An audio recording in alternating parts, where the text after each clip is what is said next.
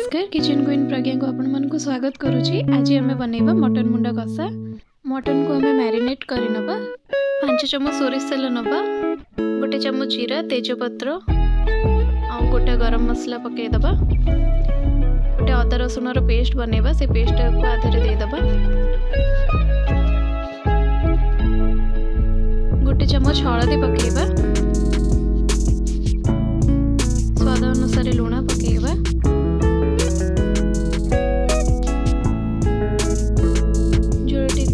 राग करने red chilli powder नहीं जावा। मटन राग हेले बहुत भल लगे। मटन मसला पकेबा, ताको भल भाव में कषि नबा।